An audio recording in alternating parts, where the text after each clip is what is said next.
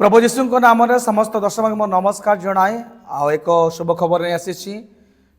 Utkal Baptist मंडली सम्मेलन एक शुभ संवाद रही प्रत्येक दर्शक मान प्रत्येक मंडली प्रत्येक समाज जानवर जरूरी अटे बोली भिडियोटी करुच्छी जहाँकि उत्कल बाप्टिस्ट मंडली सम्मेलन 2025-26 साल निमंते सुसमाचार अभियान सप्ताह पालन होगा जाऊँगी केबे हेबो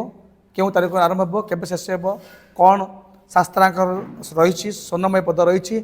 ए संपर्क में भिडियोटी करने चाहूँगी तेज आसतु ताहा प्रत्येक समाज को मंडली को पठाई दि जाइए किंतु मोर आशा आकांक्षा रही प्रत्येक लोक मान सोशल मीडिया मध्य किसी कथा जनवा पाए तेज निश्चित भाव में जहाँकि आमर 30/11/2025 ठार 7/12/2025 पर्यंत यही सुसमाचार अभियान सप्ताहटी आरंभ होगा जाऊँगी तेणु शास्त्रांश रही रोमियो 1-7 पद पर्यंत रही स्वर्णमय पद रोमियो 1-16 पद रही से लिखा जाए प्रत्येक विश्वासी पक्षर परित्राण निमंते ईश्वर शक्ति तेणु मूल प्रसंग रही प्रिय प्रमुख लोक मैंने जीशुख्रीष्ट सुसमाचार शक्ति कौन ए संपर्क में शास्त्रांश दि जाए प्रत्येक पालक डिकन्स माने चालक बंधु माने संपादक बंधु माने यह पत्रिका को पाई आपण माने प्रस्तुत निमंते सम्मेलन चिंता करी पठाई तो निश्चित भाव प्रतिदिन ध्यान निमंते कौन रही ए वीडियो में कहना चाहे जहाँकि 30/11/2025 रविवार दिन प्रभु जीशुख्रीष्ट सुसमाचार यहाँ रही काली अर्थात रविवार दिन 30 तारीख दिन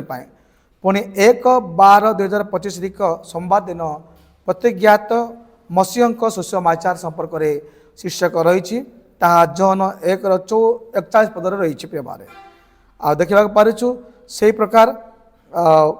2/12/2025 मंगलवार दिन ईश्वर राज्यर सुसमाचार स्थान पाई लूक 8:1 ए प्रकार केते शास्त्रांश दि जाए पुणी 3/12/2025 बुधवार दिन जहाँकि मंगलर सुसमाचार रही जिसाय 52:7 पदर आरंभ होगा जाइए पुणी देखा पार्छु ता 4/12/2025 गुरुवार दिन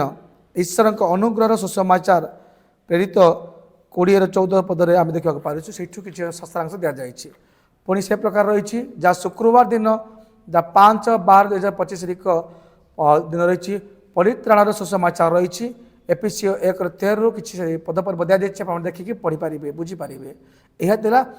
शुक्रवार दिन शीर्षक अटे पुणी शनिवार दिन शीर्षक अर्थात 6/12/2025 शांतिर सुसमाचार शीर्षकटी रही अच्छी प्रिय माने यह आपण जानतु पुणी शेष दिन दिया रही 7/12/2025 रविवार दिन अनंत काल स्थायी सुसमाचार प्रकाशित 14:6 पदर देखा पार्छु ए प्रकार आ शास्त्रांश गुड़ाक रही प्रिय दर्शक बंधु मैंने यह आम उत्कल बाप्टिस्ट मंडली सम्मेलन एक विशेष गुरुत्वपूर्ण खबर जहाँ मुझे बर्तमान जनाऊँगी निश्चित भाव आपने शुणे बुझे एक सुसमाचार अभियान सप्ताह को पालन कर आत्मिक जीवन अंशी सहित